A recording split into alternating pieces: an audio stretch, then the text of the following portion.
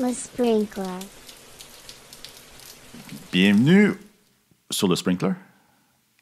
Première visite d'Isabelle. Bonjour tout le monde. Oui, en fait, ici comme co-animatrice. Mm-hmm. Et puis, Sébastien Boutillette. Boutillette. Yes. Absolument. Première fois au Sprinkler. Première fois au Sprinkler. Peut-être pas la dernière. On pourra faire ça une série de retours d'expérience à chaque fois. Absolument. D'ailleurs, c'est une première fois qu'on fait ça. Normalement, il n'y a pas de normal jusqu'à maintenant. Jusqu'à maintenant, c'est un partage de connaissances qu'on a fait sur le Sprinkler. Et là, on tente l'expérience d'un retour d'expérience. On tente l'expérience d'un retour d'expérience, quand même. La façon dont ça s'est produit, Isabelle a demandé si quelqu'un pouvait te joindre pour t'asseoir avec Sébastien, pour avoir une conversation, pour faire un genre de debrief du mandat que tu as fait pour Agile Partnership. Oui. Et j'ai l'idée farfelue, un peu à la bluff. Vous avez collé mon bluff. Un peu à la bluff, dire hey, si on faisait ça sur le Sprinkler. Puis. Il savait clairement pas à qui il avait affaire parce qu'on a dit oui assez instantanément. Ouais. Et puis après ça, il m'a traité de malade. de malade. Puis d'autant plus, le client a accepté aussi. Oui, Ouais. absolument. Qui est le client? Abilis Solutions, Ouais. une entreprise de Montréal. Puis, en fait, ça a été assez rapide quand je leur ai parlé que je voulais partager cette expérience-là. Ils étaient, en fait, très contents de participer, si on veut, à ce retour d'expérience-là. Pour eux, en fait, c'est une réussite, puis on va en parler tantôt. Là. Donc, oui, ça a été rapide. Oui. Vas-y. Oui. C'est qui le gars qui est allé chez Abilis? C'est qui ça, Sébastien? Ben, le gars, c'est moi. Et puis, en fait, je tenais à faire une petite introduction parce que je suis pas nécessairement très connu dans le domaine ou dans l'industrie des coachs ou de l'agilité à Montréal. Ça vient de changer, mon ami. Tu vas avoir des fans, tu vas avoir un fan club. On va te demander des autographes Des dans la likes. rue. Bon, parfait. Mais aussi parce que je considère que j'ai peut-être un parcours un peu atypique. Oui. Je viens pas nécessairement du domaine du développement logiciel, qui serait peut-être plus normal. J'arrive d'un domaine manufacturier, aéronautique. Et puis, comme je dis souvent à la blague, comme le personnage de bande dessinée, j'ai l'impression d'être tombé dans l'agilité quand j'étais jeune. OK. Au point où des fois, pour moi, c'est tellement normal que tu es comme un peu le poisson dans l'eau qui voit pas l'eau. Ouais. Et puis, j'ai grandi avec cette entreprise-là à Ville-Saint-Laurent qui s'appelait Mectronic System. Et puis, on développait des simulateurs de vol. Et puis, en fait, tout était fait dans l'esprit de Lean Startup, Rapid Prototyping. Puis, évidemment, on compétitionnait CAE. contre CAE, l'entreprise que tout le monde connaît. Ouais. En passant, l'entreprise existe toujours. Elle a été rachetée par des intérêts américains. Puis, ils sont toujours à Ville-Saint-Laurent. Ça s'appelle maintenant True Simulation. OK. Mais effectivement, donc, on était une gang de jeunes qui voulaient peut-être pas révolutionner l'industrie, mais amener la sécurité aérienne à un autre niveau. OK. En offrant de plus en plus de manières aux pilotes de s'entraîner, de plus en plus d'options. Bref, on a développé beaucoup de produits. Je pense qu'on a réussi à faire une petite marque dans l'industrie puis à changer quelques trucs. Mais pour revenir à l'agilité, en fait, on n'avait pas le choix. On était un peu, si on voulait réussir, on était forcé de faire les choses différemment. Puis je pense qu'on a réussi autant au niveau hardware, donc développement matériel de ce simulateur-là, que du côté logiciel. Puis pour nous, ça n'avait pas vraiment de nom. On ne parlait pas d'agilité. Pour nous autres, c'était... Gros bon sens. Le gros bon sens, la manière de faire. Puis c'est comme ça qu'on avait trouvé la manière de tirer notre épingle du jeu. Puis c'est seulement plus tard, quand l'agilité est devenue un peu plus mainstream, si je peux dire, que tout à coup... on a un peu trouvé ça comique. Finalement, il y a un nom pour la manière dont on fait les choses. Fait que ça nous a fait sourire. Fait que je suis né là-dedans, puis pour moi, mais c'est comme naturel. C'est comme, tu disais, le gros bon sens. C'est le gros bon sens. Une des pratiques, on va parler d'Abilis dans pas long, là, mais une des pratiques gros bon sens que vous avez appliquées, l'entreprise qui... J'oublie le nom. Mechatronics. Oui. Ça ressemblait à quoi? Ben, en fait, je pense que la plus grosse pratique, c'est la décomposition. Tu sais, quand il faut que tu designes un simulateur de vol, là, écoute, il y en a des composantes. Il y en a des critères, des requis. C'est gros. Là. Des conformités, j'imagine. Des conformités. Fait que c'est sûr qu'il y a des choses que tu peux pas... c'est plus difficile de décomposer ou de livrer en mode pur agile. OK? Mais il y a beaucoup de choses au niveau hardware, au niveau software aussi, que tu peux décomposer en vraiment petits morceaux. Dans notre cas, à nous, chacun des panneaux de contrôle était une unité autonome.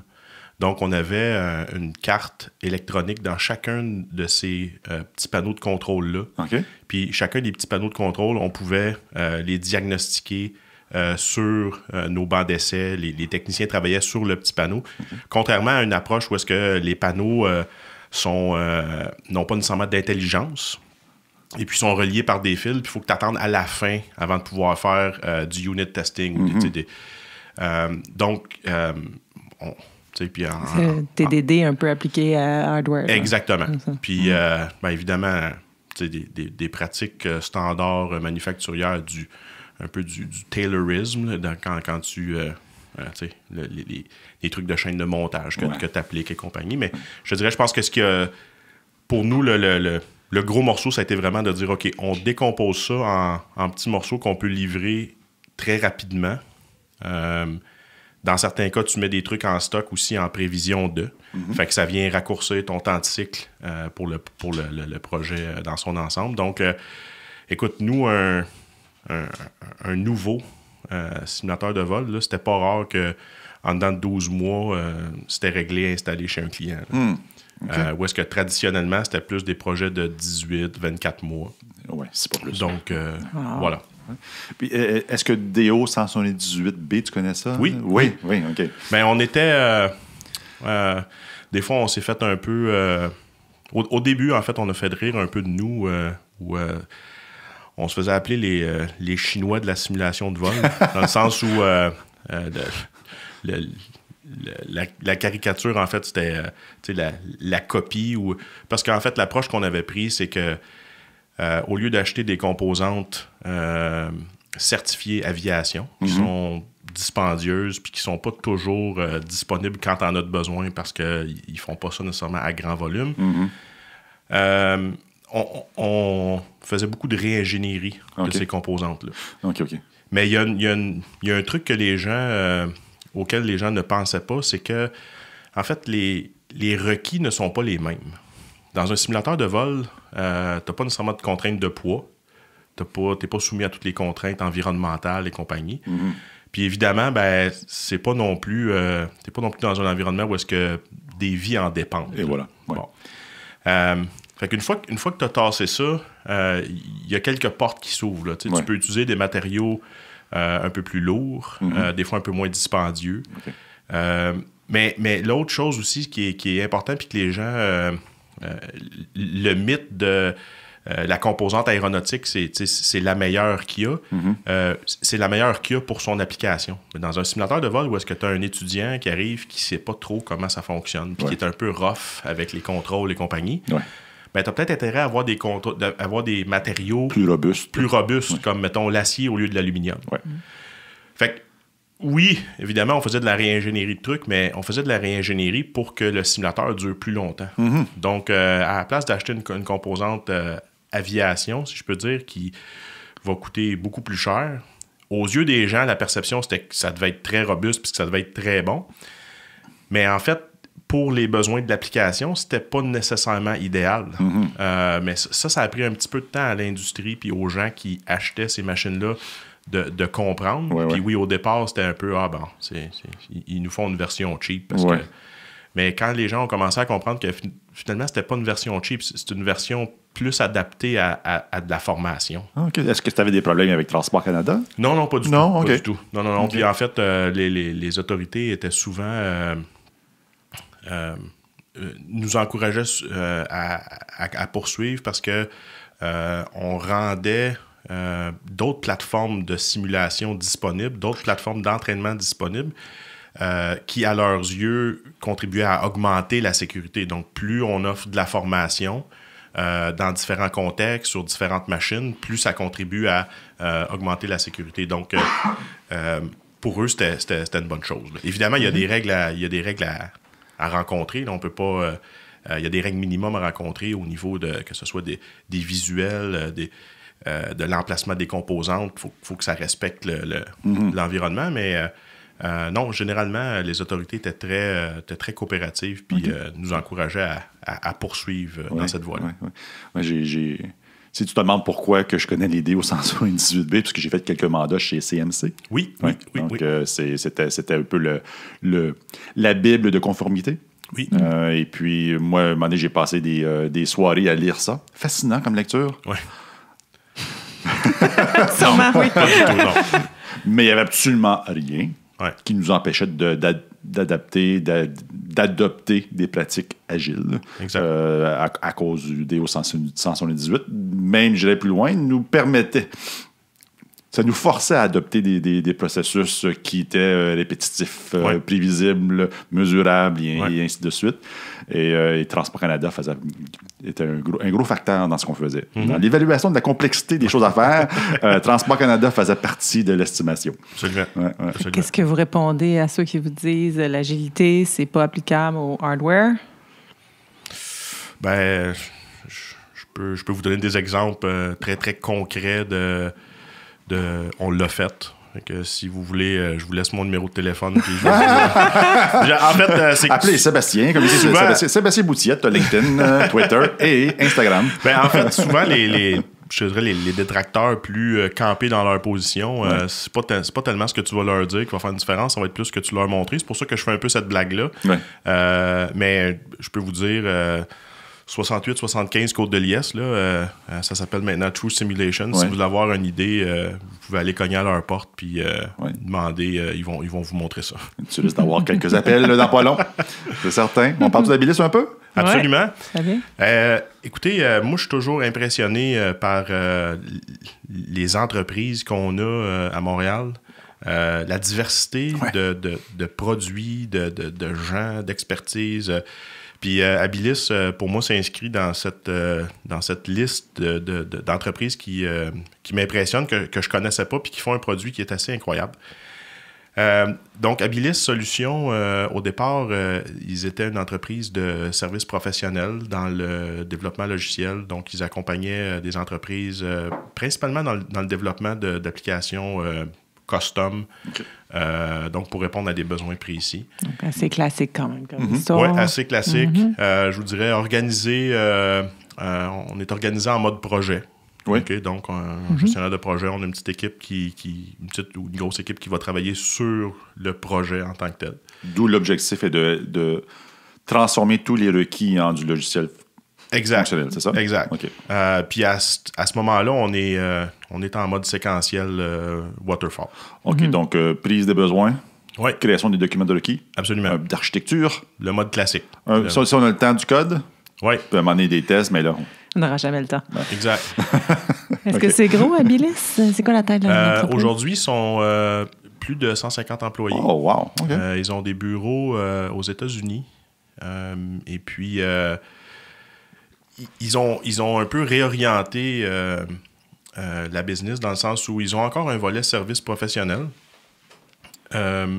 Mais maintenant, ils sont vraiment focusés sur leurs produits qu'ils ont développés il y a quelques années, qui s'appelle Coris.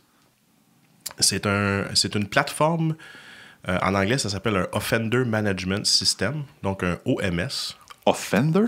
Un offender comme... gestion d'offense? De prisonniers. Ah oui, Offender. Donc, ça serait, j'avais bien compris. Offender. La traduction française, je ne l'ai pas, mais c'est en fait une plateforme, on pourrait voir ça un peu comme un ERP, si on veut, une plateforme de gestion d'entreprise, mais là, c'est pas une entreprise, ce serait des agences carcérales. Ah bon? OK. Bon, a priori, ça n'a pas de l'air... Bon, OK, c'est pas... Mais ce qui est... Aux États, ça va vendre, c'est sûr. Oui, il y a définitivement un besoin pour ça. Mais ce que je trouve intéressant, c'est que il y a un gros volet réinsertion. Il y a beaucoup de... Puis ça m'a surpris. Là. Je ne suis pas nécessairement quelqu'un qui était dans cette industrie-là. Fait que c'est probablement normal que j'étais surpris, mais... OK, fait que tu ne veux pas dévoiler que tu as... Non, j'ai pas dévoilé que j'ai... Tu as fait ton tour en prison. Non. Ah, pas encore. Mais les agences carcérales ont à cœur cette réinsertion-là. Puis il y a un volet... Dans la société. Dans la société, exactement. Puis ils ont toujours un œil sur le taux de récidivisme. Puis ce serait quoi les stratégies pour éliminer ou diminuer le récidivisme? C'est quoi les stratégies qui ont fonctionné ou qui n'ont pas fonctionné au niveau de la réinsertion et tout et tout.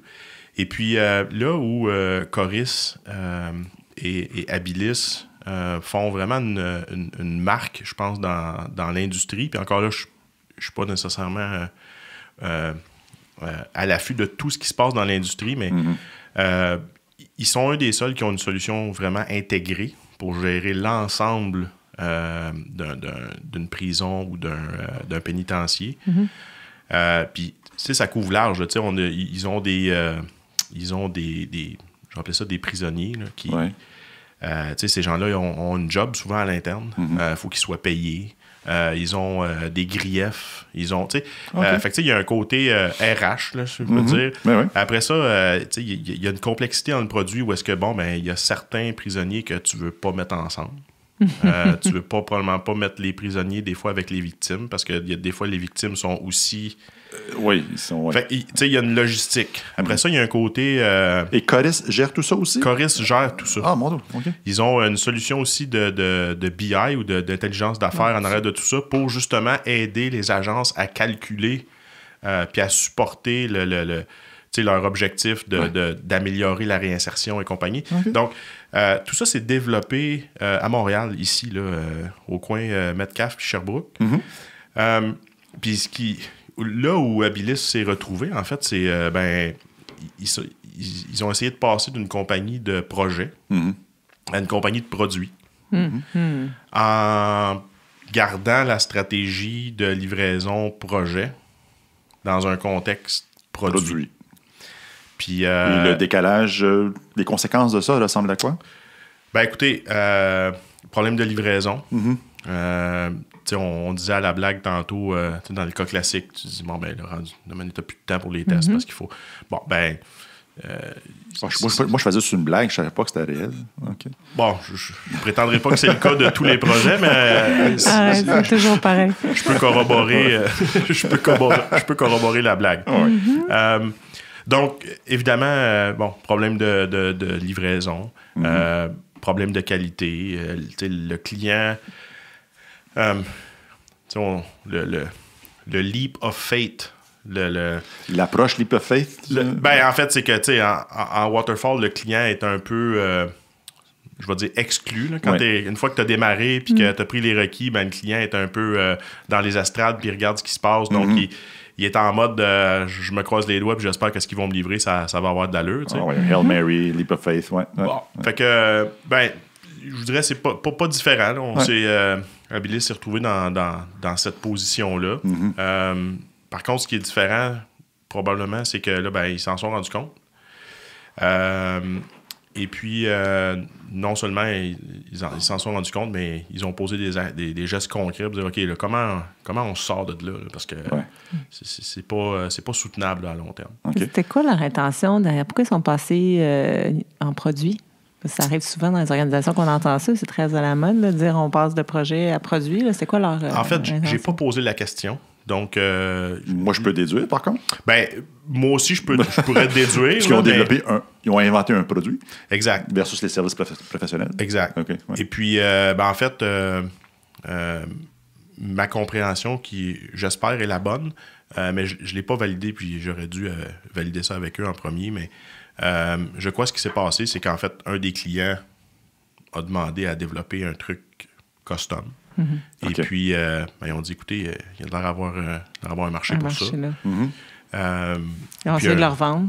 Puis un marché assez gros. Ils ont des clients, je ne peux pas nommer les clients, mais ils ont des clients aux États-Unis, en Australie, en Europe. Donc, c'est un gros marché. C'est quand même un beau success story québécois, Abilis. C'est un très beau success story québécois. Ouais, il mérite d'être connu. Oui.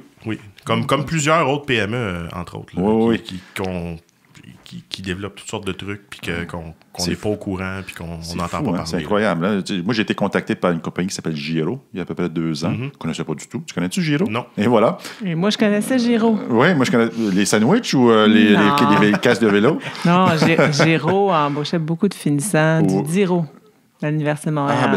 En fait, c'est un spin-off à l'Université de Montréal, Giro. C'est un spin-off, un centre de recherche. Ils sont devenus une entreprise en 1979. Et puis, ils sont maintenant comme 600 employés, plus ou moins.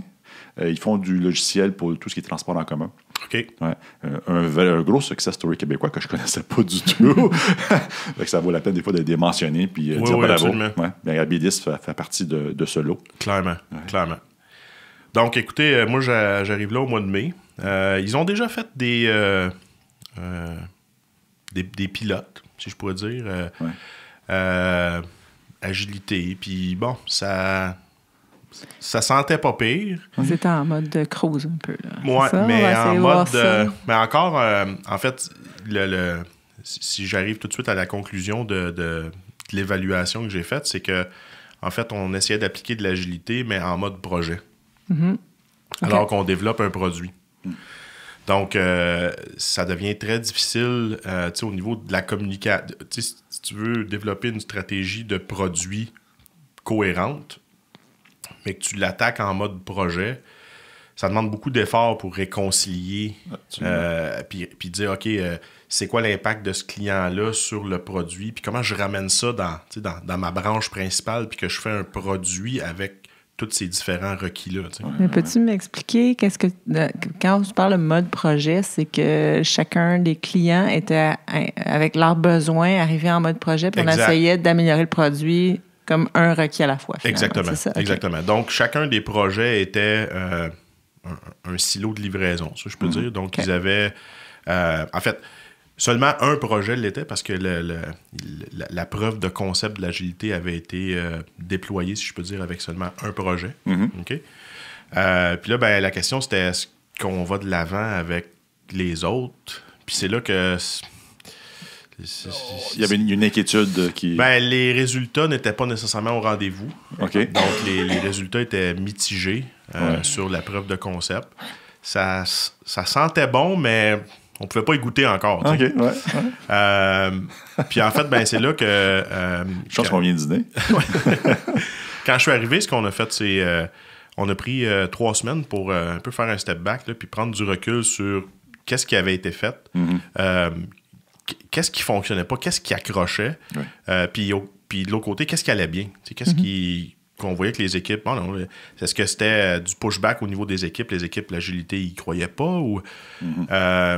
pour se rendre compte finalement que là où ça faisait le plus mal, c'est vraiment la manière dont le travail était organisé.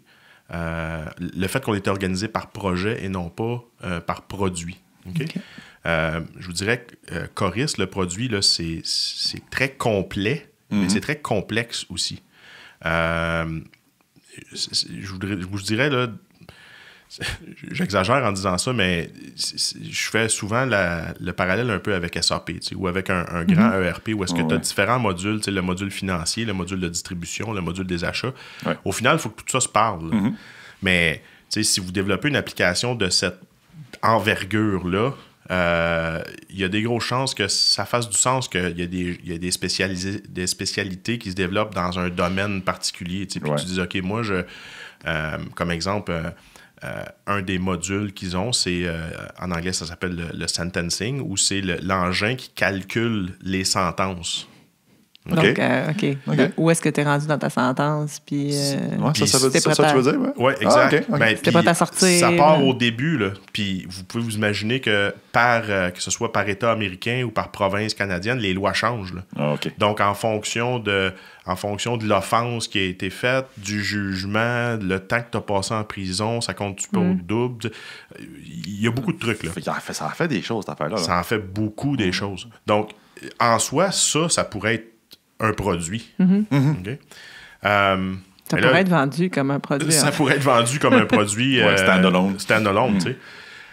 Fait que d'avoir tout ça organisé par projet, puis regarder ça dans un contexte projet d'une fois à l'autre, il y a beaucoup de connaissances qui se perdent, puis en anglais, j'appelais ça le cross-pollination, donc l'échange d'informations entre ces silos-là, ça devient complexe. Chacun des projets n'est pas rendu à la même étape, OK? Fait qu'on n'est pas tous rendus à la même étape de se raconter l'histoire de... Fait que ça devient... si tu veux mettre quelque chose en place pour développer une stratégie de produit cohérente en mode projet, ça devient... Tu as besoin quasiment d'une compagnie à part qui va gérer cet effort-là. Un gros aspect aussi de mode projet à un mode produit, c'est l'abstraction des demandes. Oui. C'est-à-dire d'être capable de bâtir quelque chose qui peut répondre au maximum de clients. Exact. Et projet, c'est très custom. Ça veut dire, lui, il le veut avec la petite virgule, l'autre le veut avec le point-virgule, l'autre le veut avec le point.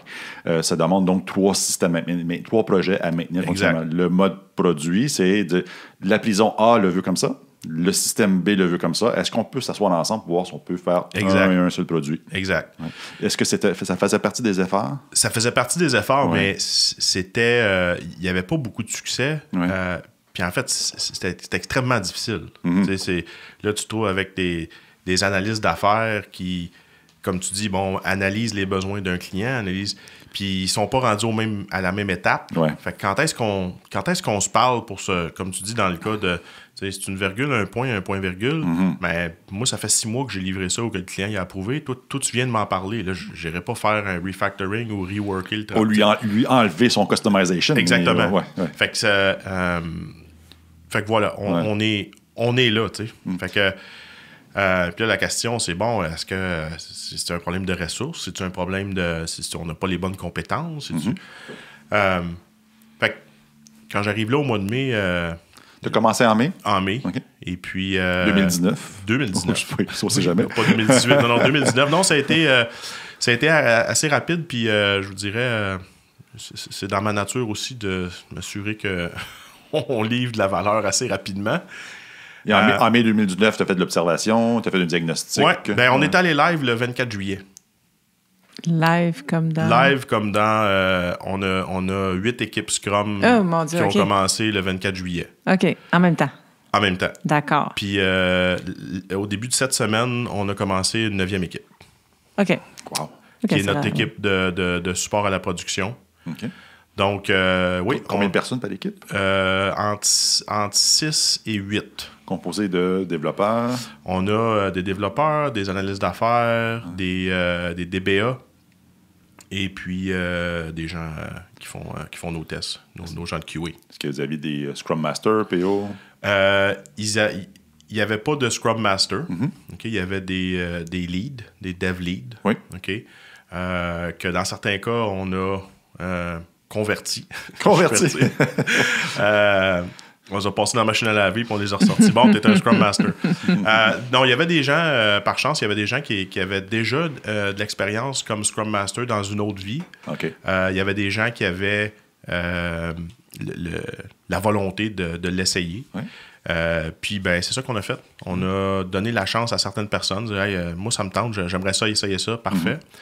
Puis, étant donné qu'on avait besoin de 8 Scrum Master. On voulait partir avec 8 Scrum Master. Okay. On avait un petit doute que à terme, on pourrait peut-être avoir un Scrum Master pour 2 équipes. Ouais. Mais pour question de bien partir ça sur du solide, on voulait avoir 8 Scrum Master, partir ça du bon pied, avoir quelqu'un qui est là pour gérer les impediments parce qu'on avait une bonne idée qu'il y allait en avoir quelques-uns au départ. Faire un gros ménage des backlogs, faire un nettoyage, là, puis travailler avec les PO pour... Donc, il y avait des PO aussi. Oui, ils avaient déjà des PO. C'est ça qui était... Des product owners? Des product owners. OK. C'était déjà en place. Donc, il y avait trempé le petit orteil. Là, mais oui, je vois ça. Mais fait que il y avait une hésitation vraiment là, au niveau de passer de projet à produit. Puis en fait, en faisant l'analyse avec eux, j'ai fait un parallèle avec le manufacturier. en projet, on est vraiment en mode manufacturier, on appellerait ça engineering to order ou make to order. Yes. Okay? Yeah. Zero inventory. Exact. Ouais. Puis dans leur cas, puis j'en ai pas parlé, mais dans leur cas, eux, ils ont une volonté, une stratégie, puis en fait, c'est clairement dit à leurs clients. Leur produit, leur stratégie, c'est CUTS. Okay? C'est quoi? CUTS. Consumer Available Off the Shelf. OK, yeah. OK? Donc, et Evergreen. Donc, à la Facebook, là, tu te lèves le matin et mon application est à jour. Donc, tu n'as pas de mise à jour. Tu bénéficies, une fois que tu payes ta maintenance, tu bénéficies des mises à jour qui sont là. Comme une Tesla. Comme une Tesla, exactement. Puis, en fait, c'est en réponse à un problème qu'eux, ils ont identifié dans l'industrie, qui était justement, ton système devient obsolète après une certaine période. Il faut que tu rembarques dans un processus qui est extrêmement lourd, qui impacte tous tes clients. Qui impacte tous tes clients. Qui n'est pas toujours reverse compatible. Et dans un contexte, voilà. Dans un contexte gouvernemental. OK. Juste pour l'ajouter un petit peu. Fait que c'est sûr que en essayant de s'en aller vers là, tu dis, OK, là, présentement, de la manière dont je suis organisé, je suis plus en make to order. Fait que je suis plus en mode, j'ai un client qui a un requis, puis je vais travailler fort à livrer son truc, puis bon. À la place d'être en make to stock. Tu sais, où est-ce que je mets des trucs en stock, puis quand la commande arrive, où je développe un produit que grand public, tu sais. Ouais. Évidemment, le parallèle n'est pas parfait, là. Mais je pense que ça a bien résonné, puis les gens ont compris, effectivement, on n'est plus en make to order, on n'est plus en engineer to order, on n'est plus en mode professional services, on est plus en mode, on développe un produit, et puis, on a des projets clients, c'est parfait. Puis oui, ça va peut-être des fois demander des bouts custom. C'est des plugins. Des plugins, exactement.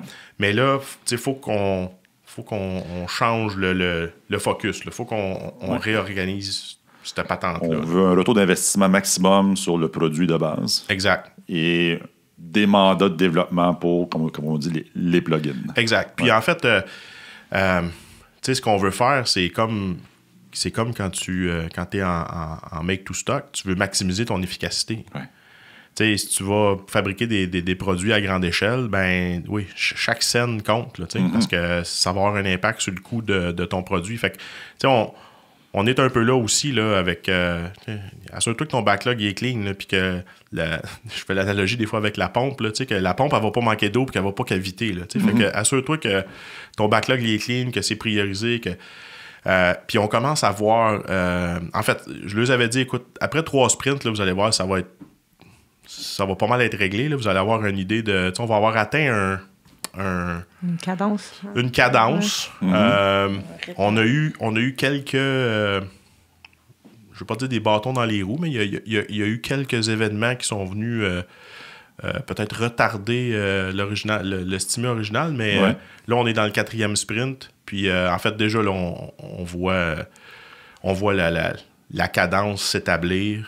Là, on est capable de planifier les prochaines releases, qu'est-ce qu'on va pouvoir mettre dedans.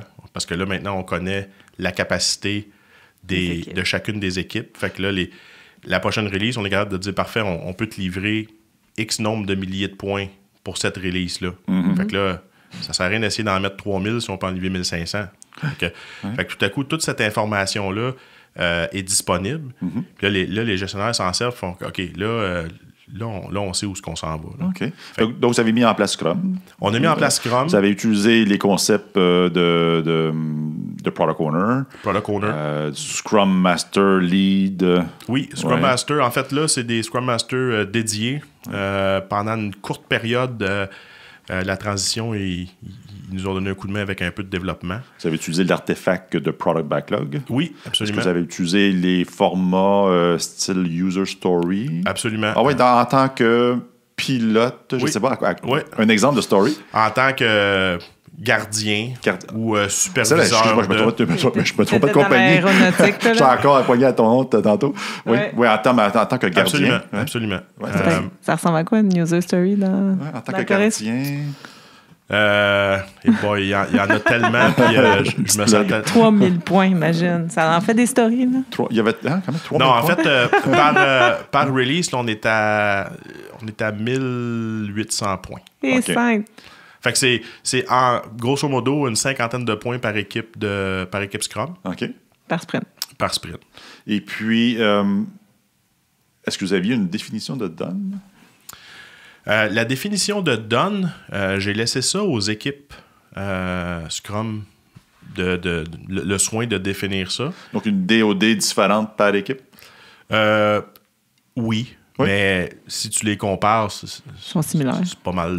Ça se ressemble beaucoup. Là. Mais pour moi, c'était important qu'eux définissent ce que ça voulait dire. Puis il y a tout le processus mental de s'entendre sur c'est quoi la définition de done. Puis là, la personne de QA dit ouais, mais attends un peu. Puis là, le dev, ouais, mais attends. Puis là, le DBA, ouais, mais. Fait que ça a fait ce que ça devait faire. Exact. Hein? Ça crée une conversation, une discussion. Exactement. Exactement. Mais oui. Fait que l'établissement aussi, ça, c'est quelque chose que je fais. L'établissement de notre échelle de mesure en points. Souvent, les gens, tu sais, c'est abstrait, puis les gens sont où c'est que je pars avec ça, 3 points, 5 points, 8 points, qu'est-ce que ça veut dire? Fait que pour partir les équipes, ce que je fais, c'est que j'ai une matrice. Donc, sur l'axe des X, j'ai la complexité. Et puis, sur l'axe des Y, j'ai le size. Donc, la taille. La taille. La complexité. La taille. OK. Puis, je plug le Fibonacci là-dedans. Non, c'est pas multiplié. C'est pas multiplié. Je me suis fait prendre d'ailleurs avec ça. Je dis story point égale fonction de X et Y. Puis là, il y en avait des whiz en maths. Ils disaient, ben là, qu'est-ce que tu veux dire la fonction? C'est pas une fonction de rien. C'est que tu as mis les chiffres de Fibonacci là-dedans. Tu challenger sur ta mathématique. Bon, excuse, j'ai fait une faute d'orthographe. Mais ce que j'ai fait, c'est j'ai plugué les Fibonacci là-dedans. Et puis, en fait, ce qu'on fait, c'est que par équipe, on s'entend sur c'est quoi la complexité 1, 2, 3, 4. Oui. Parce qu'on a 4, puis là, ben, tu sais, souvent, tu vas avoir, complexité 1, j'ajoute un élément dans un menu déroulant ou des trucs comme ça. OK, parfait. C'est facile. C'est quoi? Mais on amène toujours ça à des exemples concrets. Là. Fait que là, donne-moi un exemple pour que quand on va faire le sprint planning, on puisse comparer, quand on va faire le refinement, puis qu'on va...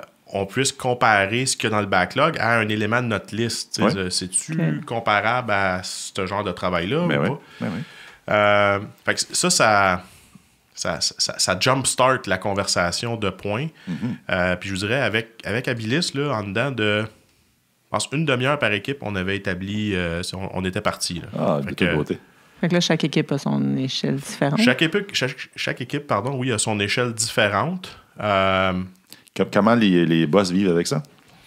En fait, aujourd'hui, il y avait un inconfort, mais l'inconfort venait du fait que c'était difficile de retrouver ses petits.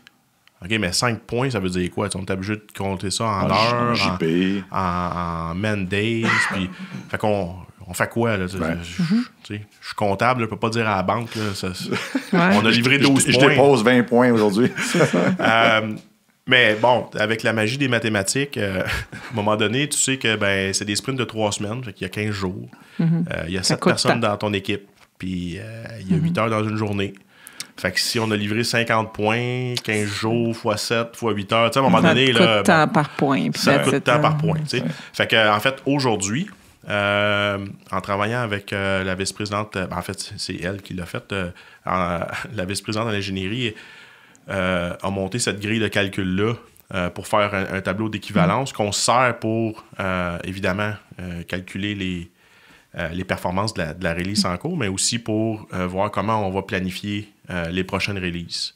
Donc, on est, je peux dire, on a reconnecté tous les petits points, puis tout le monde est heureux aujourd'hui.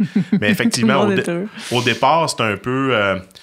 on n'a pas atteint encore une vitesse de croisière. Tu as des équipes qui livrent 12 points, oh mon Dieu, puis tu en as d'autres qui te livrent 63 points, puis là, tu te dis, ben, qu'est-ce que je vais faire avec ça? Mais peut-être que l'équipe qui livre 12 points livre plus de valeur d'affaires. Absolument, absolument. Donc, c'était la conversation que j'avais avec eux aussi. Dire, ben là, écoutez, là, on a quand même des feuilles de temps.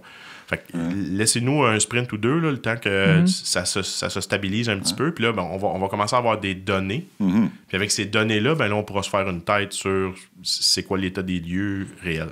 Parce qu'il faut tout le temps considérer la qualité, la valeur d'affaires, le nombre de bugs produits. L'équipe qui fait 63 points, peut-être qu'elle génère. Puis en plus, l'équipe qui livre 12 points a coaché l'équipe qui livrait 60 points en plus. Exact. Pas juste. Toujours dangereux de comparer. Comparer les points de complexité, c'est jamais la meilleure des idées. Qui nous amène qui nous amène au sujet de la valeur d'affaires. Est-ce que vous avez eu la chance d'explorer ça dans l'organisation? En fait, ce à quoi ça me fait penser, là, si je réponds pas directement à la question, là, 3 semaines. On est en période électorale, fait qu'on est habitué. Mais là, 3 semaines, on a commencé à impliquer le client dans les démos. Oh, le end user. Ah, wow. OK. Moi, dès le départ, je vous avais dit, écoutez, il faut qu'on fasse ça. Là. Je veux dire, sinon, c'est un peu... Ça reste encore académique là, pour le client. Là. Tout le monde capote. Tout le monde... En passant, capote au Québec, c'est positif. Oui, c'est ça. Mais non, honnêtement, la première démo... j'ai provoqué ça un petit peu dernière minute. J'ai reçu des courriels, puis là, j'ai fait « Ah, mais mon Dieu, OK, telle équipe, ils ont beaucoup de contenu pour tel client dans leur sprint. Hey, pourquoi qu'on n'invite pas le client? Il y a comme 90% de leur démo qui est pour tel client. Fait qu'à c'est honorer son client. 3-4 jours de préavis, là, les équipes étaient comme hey, là, on est-tu prêt? Les clients sont loin en plus. Là, on parle de clients outre-mer puis américains. On va faire des screenshots pour pas que ça crash. Non, c'est ça. on va le mettre dans PowerPoint. Non, absolument pas. Fait que oui, les équipes appréhendaient ça. Moi, je savais que c'était pas un problème parce que je les avais vus faire des démos avant. Et puis, tu sais, autant au niveau, tu sais, des fois, c'est pas le temps de laver notre linge sale devant le client. Là. Mais c'est pas, je dirais, au niveau de l'éthique de travail puis de comment ça se passait dans les démos qu'ils faisaient avant, j'étais très confortable. Pour moi, il n'y avait absolument rien de déplacé. Fait que moi, c'était pas un enjeu, mais évidemment, eux autres, là, c'était « Oh mon Dieu, attends un peu, là, je suis prêt? » C'est fantastique. Ah, mais écoute... imagine une indifférence. Ça a été plate. Exact. Fait que, c'est ça que je disais aussi au Scrum Master puis au directeur de développement. Ça veut dire que les gens ont ça à cœur. Ils veulent faire une bonne job. Ils sont pas... s'ils avaient été nonchalants, effectivement. Mais écoutez, ça s'est extrêmement bien passé. Le client était très content.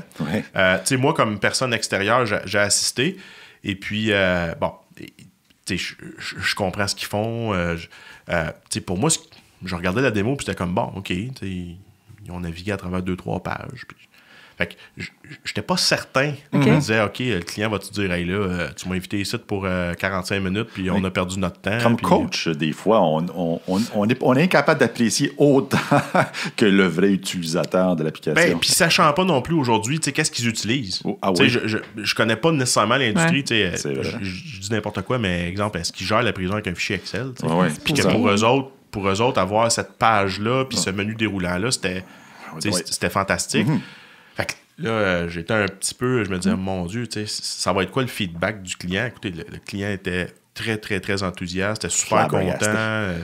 Puis les gens étaient énergisés. Le client m'a posé des questions. Puis justement, est-ce que le client a offert du feedback? Ah, absolument. Est-ce que ça a généré de nouvelles stories? Pas dans les... puis on a répété l'expérience à la fin du dernier sprint, mais là, c'est 3 équipes qui ont fait des démos. OK. Avec le même client. En même temps? Ou... En même temps. Okay. En même temps. Donc, les sprints commencent tous en même temps le lundi. Le lundi? OK. Ouais. Puis 3 semaines après, le vendredi, tout se finit en même temps. Fait que, c'est pas aujourd'hui, j'imagine. Non, c'est pas aujourd'hui. Non, c'était vendredi la semaine passée. Là, on est dans la première semaine. J'ai organisé la rencontre en fonction de... Malgré qu'ils sont rendus autonomes, fait que parce que tu as bien fait ta job. Effectivement. Ouais. Puis c'est d'ailleurs...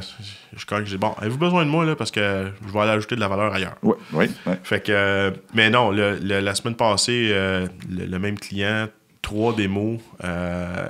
le client est encore plus enthousiaste. Puis là, il y avait 2 nouvelles équipes qui n'avaient pas fait de démo avec les clients. Fait que là, c'était cute. Là.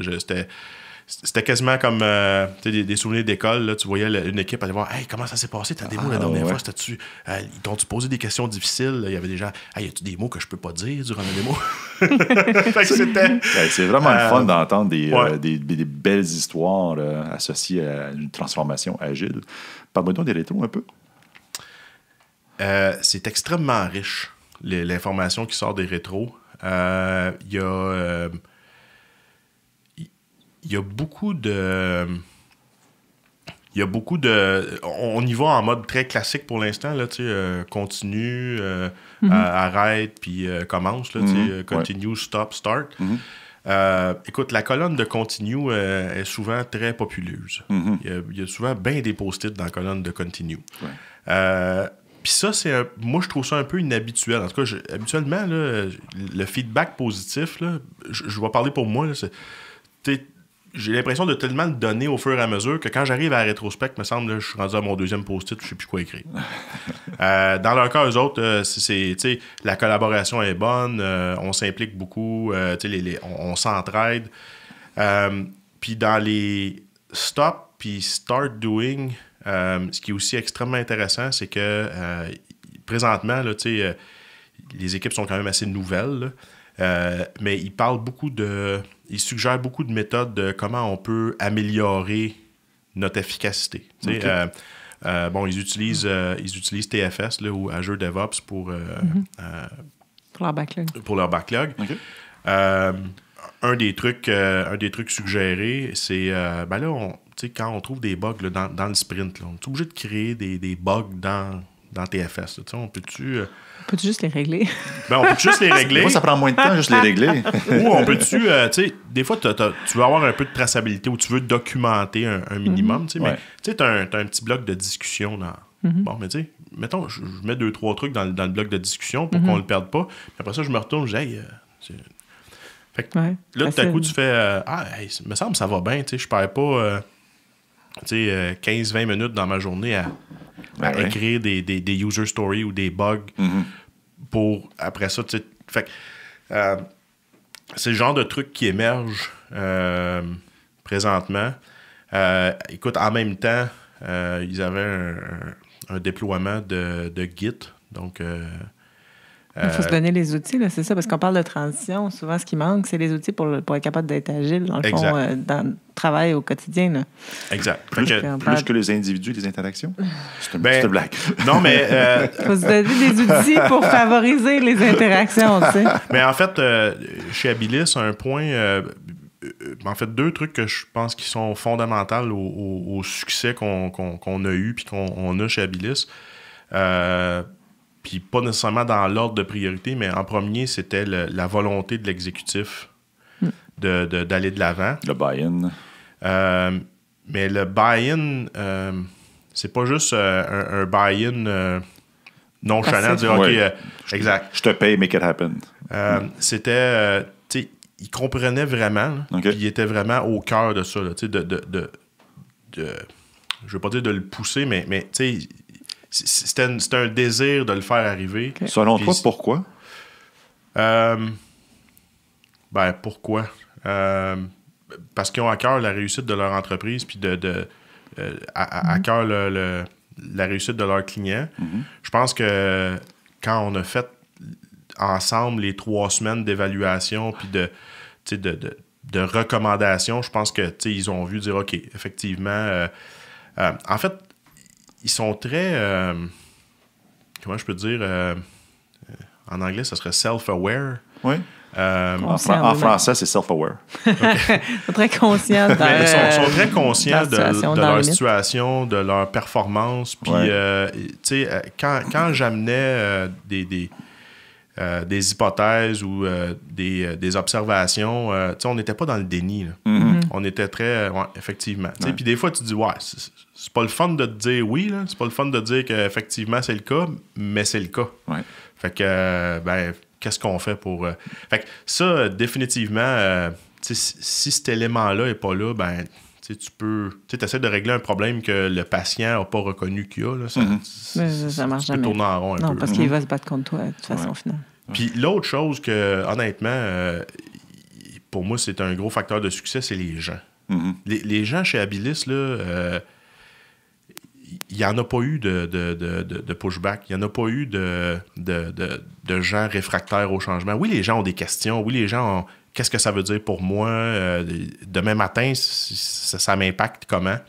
Mais il n'y avait pas de gens braqués. Il n'y avait pas personne qui était... Ah non, moi, je touche pas à ça. Qu'est-ce que tu as fait pour qu'il n'y ait aucune personne braquée? Il doit y avoir quelque chose dans ton approche. Là. En fait, je vais poser ma question plus large encore. Dans tout le 1 mois, en fait, de 2 mois presque qui s'est passé entre le mois de mai et le mois de juillet, quand vous avez fait le gros Big Bang, on part... C'était quoi toute la préparation qu'il y avait à faire, justement, pour que ça se passe bien, pour que les gens sachent dans quoi ils s'embarquaient, pour pas qu'ils aient envie de faire le pushback puis de faire « OK, c'est n'importe quoi, c'est le bordel, c'est le chaos, je m'envole. » Oui. On a... puis Habilis faisait déjà ça. On a augmenté un petit peu la fréquence, mais on a communiqué beaucoup quand même avec les employés. C'est-à-dire, écoutez... puis ça, c'était une des choses que j'avais dit aussi à l'exécutif, c'est que moi, je vais faire des entrevues pour avoir le pouls du plancher, mais un coup que tu as fait des entrevues, le monde, ils savent qu'il y a de quoi qui se passe. Là. Fait que si tu ne leur reviens pas avec l'information... Les rumeurs partent. Les rumeurs partent, puis c'est juste... Bon, fait que je dis, moi, je veux faire cette analyse-là avec vous autres, mais après ça, je veux qu'on puisse pouvoir en parler franchement puis ouvertement avec les employés. Fait que déjà, au départ, on a mis la table en disant, regardez, là, on veut s'en aller vers là. On ne sait pas exactement comment ça va tout se faire. Là, OK? Mais on va travailler ça ensemble, puis on va vous tenir au courant au fur et à mesure de où est-ce qu'on est rendu, des découvertes qu'on fait, puis de qu'est-ce qu'on pense, là où on pense aller. Fait que dès le départ, ça a été... on a donné de la rétroaction rapidement, dire ça fait 1 semaine et demie qu'on fait des entrevues, qu'on rencontre des gens. Voici le genre de feedback qu'on a reçu. Ah, OK. Puis tu peux voir déjà que les gens font ouais, effectivement, c'est pas mal aligné avec ce que je pense moi aussi. Parce que là, évidemment, j'ai pas rencontré 150 personnes. J'en ai rencontré une vingtaine. Fait que la communication dès le départ puis tout au long, assez fréquent, là, c'était aux 2 semaines au minimum. Puis en fait, moi, dans ma personnalité, je vais vers les gens puis je leur parle. Fait que si on avait des choses à se dire, si on avait un petit update à se donner, des fois, c'était... Je vais les voir, je dis hey, on a parlé de tel truc avec l'exécutif, puis on pense aller de l'avant. On s'en est parlé à la machine à café. Puis, c'était rassurant pour eux là, d'avoir quelqu'un pour s'en virer et faire OK, je vais poser mes questions. Ouais. Puis après ça, on est allé vers quelque chose de connu. Là. Le Scrum, c'est le framework le plus utilisé. L'autre chose aussi, c'est que ils avaient déjà débuté la conversation, si je peux dire. Ils avaient la preuve de concept avait déjà ouvert, si on veut, les gens à cette approche-là. Puis ça, je veux pas minimiser ça parce qu'il y en avait fait quand même beaucoup de travail avant sur ça. Évidemment, l'hypothèse de base d'y aller en mode projet, c'était pas la bonne, mais ça a quand même contribué à initier toute la gestion du changement. Puis, voir l'engouement aussi. Oui, l'engouement aussi. Mais au niveau de l'engouement, peut-être, là, c'est là que c'était peut-être un peu tiède parce que je pense que les gens voyaient moins... si on reste en projet, il y avait comme une incohérence sur laquelle les gens avaient de la misère à mettre le doigt sur c'est quoi l'incohérence. Qu'est-ce qui accroche? Scrum, mais on veut faire des produits, on reste en projet. Fait que, je pense que c'était difficile de le nommer puis de mettre son doigt dessus. Mais les gens le sentaient qu'il y avait quelque chose qui marchait pas. Là, fait que... Est-ce que vous avez formé... Là, on parlait de dev lead qui sont devenus Scrum Master. On a dit à la blague qu'ils avaient été convertis, passé à la machine à laver, mais ça n'a pas dû être facile parce qu'on change un peu de stance. On n'a pas exactement le même rôle quand on passe de dev lead à Scrum Master. Donc, qu'est-ce que vous avez fait avec les Scrum Masters? Les Scrum Masters, présentement, il y a un Scrum Master qui c'est un DBA. Donc, un ex-DBA, qui avait déjà été Scrum Master dans une autre vie. Okay. Donc, pour lui, ça a été assez straightforward. Ouais. Les autres Scrum Masters, encore là, avaient été un peu initiés. Puis bon, je disais à la blague, tout le monde a l'Internet chez eux maintenant. Là, fait que, ils vont regarder sur YouTube, puis ils ont une idée. En tout cas, ils connaissent le mot. Fait que ce que j'ai fait, c'est que je leur ai donné le crash course Scrum Master. Là, qui est-ce qu'il faut que tu sois en tant que Scrum Master? Le savoir-faire, savoir-être. Ouais, je pense que le savoir-être, si ça c'est correct, après ça, le faire, c'est pas si pire. Fait qu'on a planté la graine, puis on a regardé un sprint. Okay? Ouais, je pense que les comportements, les réflexes sont là, ça a de l'allure, il est à l'aise, y a-tu des questions? Puis après ça, ce qu'on fait, c'est qu'il y a 2 Scrum Masters qui sont allés à une formation de Scrum Master avec Scrum.org ou je ne sais plus laquelle, mais là, pour aller vraiment chercher la matière de base. Là. Exact, la matière de base. Ouais. Et la certification. Fait que c'est comme ça qu'on a approché le truc. Puis en fait, dans la transition, comme je vous disais tantôt, on est allé avec 8 Scrum Masters pour les 8 équipes. Mais il y avait déjà des gens qui disaient, écoute, moi, ça me dérange pas dans la transition de vous supporter, là, mais moi, ça me tente pas d'être Scrum Master. Moi, c'est du développement que je veux faire. Ouais. Et puis après le deuxième sprint, là, on a fait, OK, on pense que les Scrum Masters, là, les équipes, on pourrait avoir un Scrum Master pour 2 équipes. On pense que... Fait qu'on a eu une conversation avec les Scrum Masters, on dit, écoutez, est-ce que vous vous sentez à l'aise de prendre... Ben, en fait, ce qui s'est passé, c'est que le empirism, la période des vacances est arrivée. Puis là, il y a 2 Scrum Masters qui sont partis en vacances. Fait qu'il a fallu. Là, il y a un Scrum Master qui s'est occupé de 3 équipes. OK. Personne ne fait que là, on a fait comme, bon, OK, il n'y a pas de cadavre, il n'y a pas de sang ces murs. Fait que là, on a dit, écoutez, si ça fonctionne, qu'est-ce que vous pensez? Il y a déjà ces 3 personnes-là qui ont exprimé le désir de retourner, de vaquer à leur occupation de développeur, puis c'est parfait. Vous sentez-vous à l'aise de prendre chacun 2 équipes? Puis ils ont dit oui. Puis là, ça fait un sprint et demi. Puis écoute, tout le monde est hyper content. Super. Fait que les gens qui n'avaient pas reçu la formation Scrum sont soit inscrits, soit sont déjà allés. Okay. Puis c'est ça. OK. Côté pratique d'ingénierie, c'est-à-dire lorsqu'on passe d'un mode de développement plus en cascade versus un mode de développement itératif incrémental, ça demande des ajustements au niveau de la façon qu'on va développer les applications. Je fais référence, je ne sais pas moi, du test first, test-driven development. Le déploiement, les pipelines de déploiement. CI, oui, absolument. Est-ce qu'il y a eu un ajustement au niveau des pratiques d'ingénierie? C'est en train d'être fait. Genre? Fait que là, je dis on, mais ils ont déployé Git. Oui. Donc là, Git, Jenkins, tout ça, c'est là. Okay. C'était prévu avant la transition. Finalement, ça fait quelques jours après. Puis là, évidemment, là, on essaie de raccourcir les cycles. Okay. Puis là, Les cycles de développement ou les cycles de mise en production? De mise en production. Parce que là, présentement, ils font 4 releases, 4 relâches, 4 déploiements par année à leurs clients. Oui. Okay? Et puis, ce qui se passe, en fait, à la blague, chacune des releases, c'est à peu près 5 ou 6 sprints. Fait que là, j'ai fait un petit PowerPoint où est-ce que on a les 4 premiers sprints où est-ce que la parade va bien, tout le monde chante des chansons. Puis là, le 5e sprint, là, il faut qu'on fasse des régressions. Là, c'est... Puis là, les équipes disaient, bon, là, on shut down le 5e sprint, puis on fait des régressions. Oui, période de stabilisation. Attends un peu, là. C'est pas supposé marcher de même. Fait Bon, exact. C'est pas posé de marcher de même. À cette heure, bon, mais c'est comme ça que ça marche. Comment qu'on passe dans l'autre modèle? Fait que on est là-dedans. Là. Okay. On est là-dedans. Fantastique. On a des tests automatisés qui avaient déjà commencé à être écrits. Avec quoi? Comment? De quelle façon? Je ne sais pas. C'est correct. C'est correct. T'as déjà 8 équipes à t'occuper. Mais non, le functional manager responsable de tout ce qui est QA travaille fort avec son équipe pour déployer ces tests-là.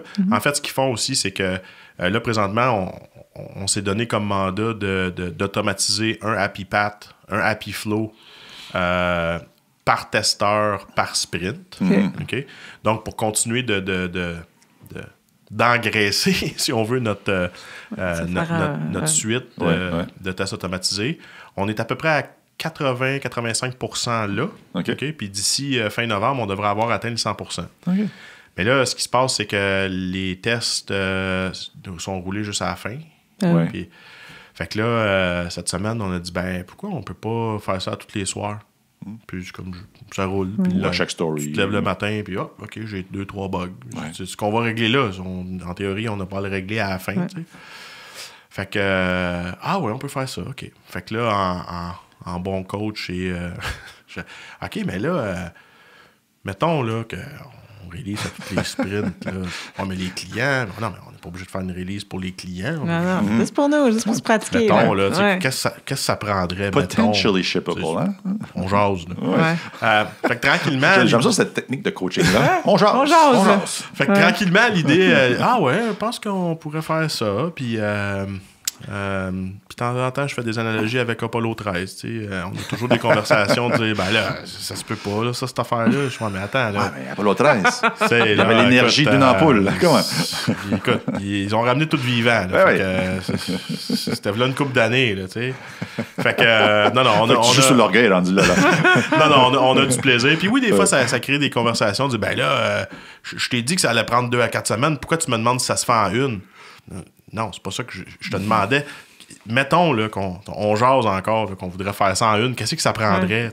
Ça prendrais-tu 6 autres développeurs? Ça te prendrait-tu Big Blue pour pouvoir computer? On brainstorm, là. Fait que, oui, c'est des conversations des fois un peu qui confrontent les gens. Non, je t'ai dit, puis c'est ça. Fait que, non, mais on est là, puis ça va vraiment bien. Là. Les gens sont très coopératifs. Puis, comme je disais à la blague tantôt, il y a aussi une question de degré d'absorption aussi. Là. À un moment donné, l'éponge est pleine d'eau, fait qu'il faut que les gens... faut qu'ils s'évaporent un petit peu d'eau avant que tu puisses en remettre dedans. Là. Fait que... mais non, honnêtement, c'est une très belle transformation, un très beau success story. Moi, je suis vraiment content de ce qui a été fait avec Abilis. Et les clients aussi. Oui.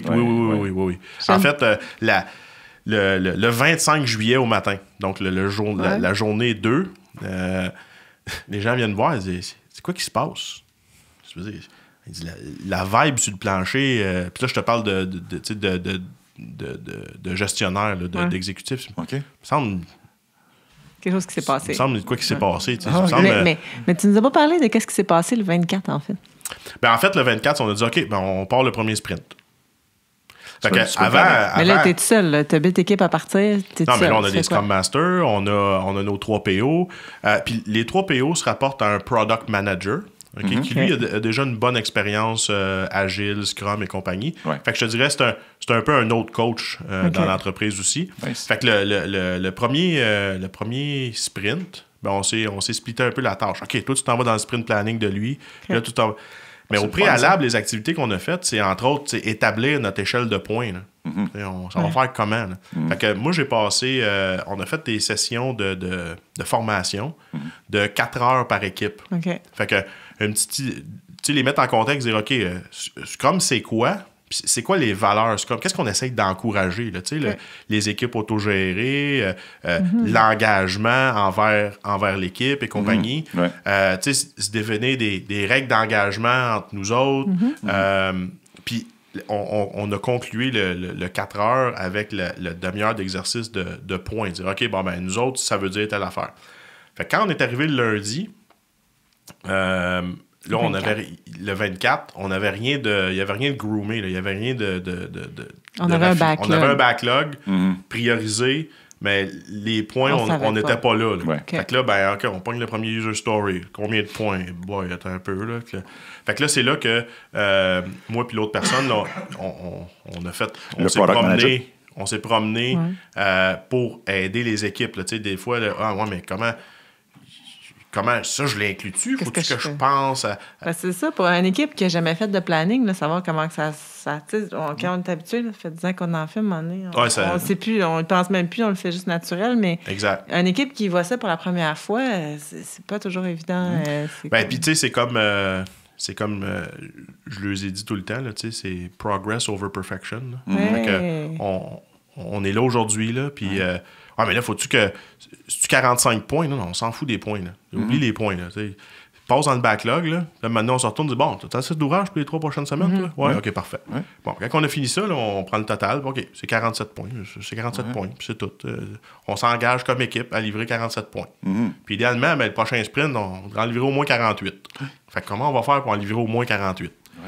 Puis, écoute, bon an, mal an, il faut que tu fasses confiance aux gens aussi, là. Comme je dis tout le temps, là, les gens ne se lèvent pas le matin à vouloir mal faire. Habituellement, là, c'est rare. Bon. Fait que tu te dis, OK, ben écoute, les gens veulent venir au travail et donner le meilleur d'eux autres mêmes. Puis c'est comme ça, c'est l'hypothèse avec laquelle j'opère. Puis c'est comme ça que j'interagis avec les gens aussi. Là, fait que quand je vais les voir, ben OK, comment... sprint rétrospect, parfait. Comment on livre 50 points au prochain sprint? Tu as dévoilé aussi un concept important. Tu parlais du product manager.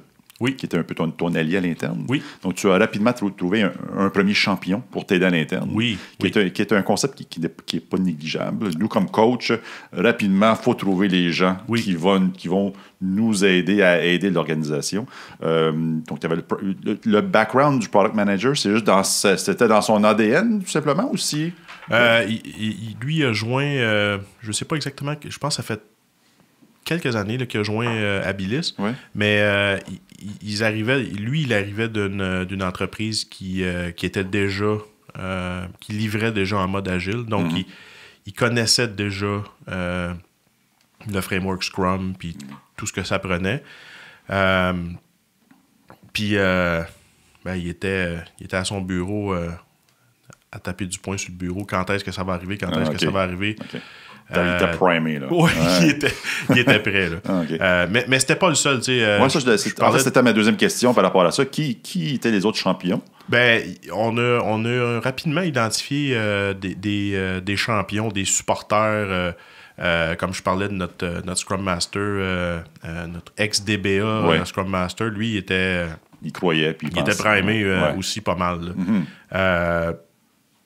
Puis il y en avait plusieurs autres aussi là, qui voulaient vraiment amener ça à un autre niveau, sans nécessairement savoir exactement quoi faire, puis la recette, mais qui étaient comme, OK, regarde, là, dis-moi ce que tu veux, là, on va le faire arriver, il faut que ça change, puis go. Fait que quand on a commencé à développer un plan, ces gens-là ont fait, OK, hey, wow, on aime ça, OK, fait qu'on embarque. Fait que rapidement, effectivement, ces sponsors-là, ces super utilisateurs-là, ils ont embarqué, puis effectivement, là, ça a mis le feu aux poudres, puis ça nous a donné un gros coup de main, là, effectivement. Ouais, c'est une merveilleuse histoire. Toutes les histoires ont des hauts et des bas. Ouais. Tu aurais fait quoi différemment? Au niveau de la gestion du changement, il y a un gros changement qu'il y a eu pour Abilis, c'est au niveau de la gestion de projet. Okay? Étant moi-même un gestionnaire de projet, tu sais, la portion contrôle de tes ressources, contrôle de... Quand tu dis ressources, tu parles des imprimantes, des écrans? Exactement. Okay. Non. Je parle des gens, des ressources humaines. Je voulais juste préciser, c'est quand même une émission sur l'agilité. Fait que... je parle des gens, l'équipe de développement, mon analyste d'affaires, il va faire quoi matin, puis... ben là, le 24 juillet, au matin, il perdait tout ça. Ah, la perte de pouvoir. En fait, oui, tu as raison, c'est perçu comme ça. Mais tu sais, quand tu livres en retard, puis quand tu livres... je disais, de quel pouvoir on parle, pour vrai. Là. Oui, de toute beauté. J'adore. T'as comme l'illusion d'avoir les mains sur le volant, mais dans le fond, le basic s'en pose que tu lui dis de s'en aller anyway. Formidable. T'as l'illusion d'avoir du contrôle. Mais bon, fait on a pété ce bulle-là vite, mais ce que j'ai négligé, c'est la gestion du changement au niveau des PM. OK? J'ai sous-estimé l'effort ou le changement drastique que ça causait pour eux. Ils sont devenus PO, eux autres? Non, ils sont encore PM parce qu'il faut comprendre qu'il y a beaucoup... la relation client est extrêmement importante. Puis c'est un gros projet. C'est un projet souvent sur plusieurs années. Il y a beaucoup de règles, il y a beaucoup de... Un peu comme en aviation, c'est complexe. Mais ce qu'on a fait, c'est qu'on a organisé... Maintenant, on a des équipes de projet, des équipes produits. Okay? Donc, l'équipe projet, c'est la gang qui est customer facing. Okay? Ils vont avoir ce qu'on appelle un project BA, donc un analyse d'affaires projet, qui va être un peu plus haut niveau, un peu plus stratégique, qui va amener, si on veut, l'eau au moulin au PO. Fait que, des PO, dans le fond, les équipes sont structurées par module de Par module. Puis là, présentement, on a juste 3 PO. On cherche à en engager plus. Donc, les PO sont responsables de plusieurs modules. Mais donc, effectivement, le côté requis client, parce que d'un État ou d'une province à l'autre, il y a ces spécificités-là. Donc, je vous dirais, pour un peu digérer ça, l'équipe projet est encore appropriée. Il y a beaucoup de conversion de données aussi pour passer de leur ancien système à leur nouveau système. Ça se gère mal dans une équipe Scrum, puis ça demande un peu une expertise autre. Il y a aussi de la formation. Il y a des trucs de formation vraiment spécifiques clients. Ils ont des cas d'utilisation spécifiques qui n'est pas pareil d'un État ou d'une province à l'autre. Et c'est les project managers qui ont commencé à leader ça. Donc, ce qu'on a fait, c'est qu'au niveau du client, il y avait quand même des activités qui se rattachaient bien à un projet. La formation, c'est vraiment comme spécifique projet. Définir notre stratégie d'interfaçage, exemple, entre si la prison gère la paye avec tel ou tel, il faut que tu aies un connecteur à développer avec ça. Évidemment, au fil du temps, tu en as de plus en plus des connecteurs. Fait qu'à un moment donné, tu les as toutes, puis c'est pas un problème. Fait que ce qu'on a quand même conservé, c'est une petite équipe là, de projet. Donc, tu as le gestionnaire de projet qui se trouve, si on veut, c'est aussi un peu un account manager. C'est lui qui s'occupe du client. On a un project BA, donc un analyse d'affaires projet. Puis on a des équipes comme la formation qui, eux, ont des livrables projets. Mais sinon, tout le reste est vraiment... c'est les PO qui gèrent tout ça. Donc, le pont entre... les produits, si on veut, puis le client, c'est l'équipe projet. Tu as le gestionnaire de projet, account manager qui s'occupe du client, puis tu as notre project BA qui nous donne un coup de main avec l'établissement de la stratégie, puis souvent la mise en contexte du requis par rapport à un client. Fait que tu disais, ce que tu aurais fait différent, c'est la gestion du changement pour eux autres, là, parce que leur rôle a changé un peu, parce qu'ils vont moins loin. Les accompagner dans leur transition. Ils vont moins loin. Ce qui a été fait aussi à l'interne, c'est que on leur a donné on leur a donné plus de responsabilités au niveau de la gestion contractuelle qu'il y avait moins avant. Donc, leur rôle a changé. Et puis, j'ai sous-estimé l'impact que ça avait sur le gestionnaire de projet. Puis dans ces cas-là, les gens se cherchent un peu. Écoute, je suis encore utile, moi? Puis, c'est des conversations pas agréables à avoir. Là, fait que ça, c'est quelque chose que... Puis il y a d'autres équipes aussi, des équipes plus de shared services, là, des gens présentement qui s'occupent des déploiements. Fait que eux autres aussi... des fois, on les a négligés un peu au niveau de la communication, puis de vraiment, ça va être quoi les impacts par rapport à ça. Ce que si je me fais l'avocat du diable en même temps aussi, c'est que des fois, ce que je vois, c'est que quand tu essaies d'en mettre trop, puis d'avoir toutes ces conversations-là, tu finis par jamais faire ton projet non plus. Ouais. Fait que c'est toujours plate de dire, ben écoute, bon, les gestionnaires de projet, vous autres, vous avez fait les frais, là, puis ça n'a pas été fait dans cet esprit-là. Mais à tout, non. En même temps, je me dis, si c'était à refaire, je ferais ça vraiment différemment? Je ne sais pas, parce que quand tu y penses, là, je suis arrivé à mi-mai, au 24 juillet, t'avais 8 équipes de 7 personnes qui flippaient. Puis aujourd'hui, on est rendu que c'est pas mal stable la patente. On est début octobre. Est-ce qu'il est trop tôt? Je ne sais pas si c'est trop tôt pour poser la question, mais what's next?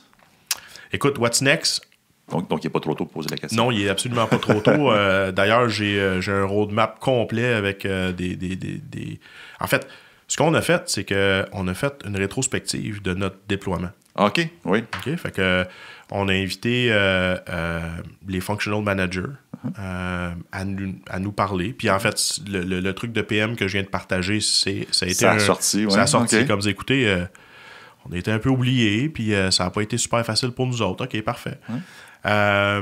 Puis, écoutez, les gens, on a fait la rétrospective Continue, Stop, Start. Le même format que les retours d'équipe. Le même format, exactement, avec les post-it. Avec qui? Les functional managers.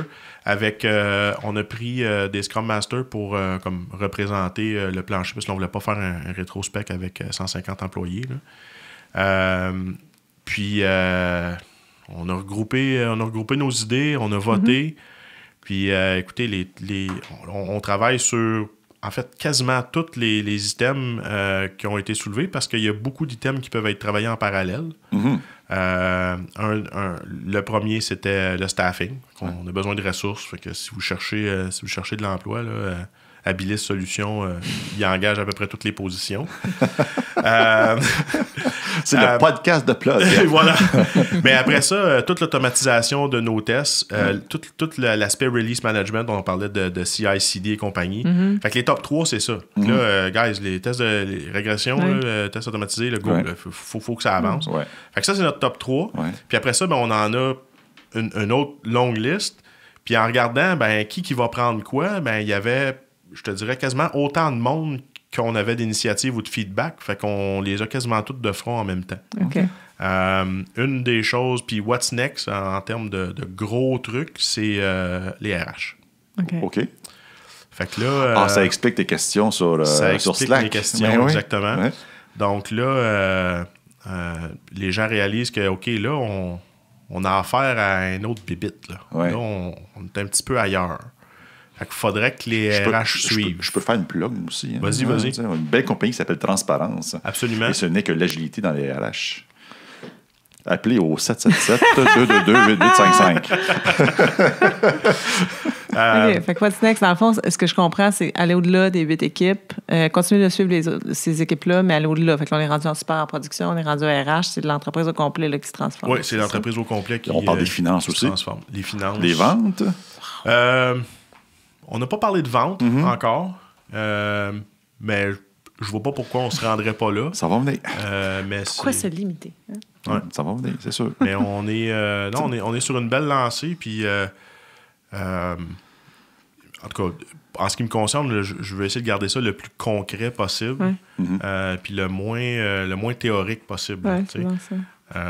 C'est à temps plein, là? Non, pas vraiment. Là. Pas de temps plein, mais quasiment. Je dirais à peu près 80 heures par mois.